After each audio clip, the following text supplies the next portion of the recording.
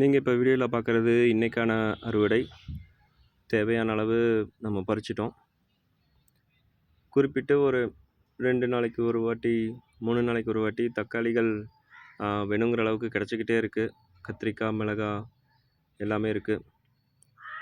ரசாயனங்கள் எதுவுமே பயன்படுத்தாமல் இயற்கை முறையில் லிக்விட் ஃபெர்டிலைசர் கொடுக்குறோம். நம்ம லிக்விட் ஃபெர்டிலைசருக்கான யூனிட் இது தான். இந்த லிக்விட் சேர்ந்துருக்கு பார்த்தீங்களா, இந்த கேனில்.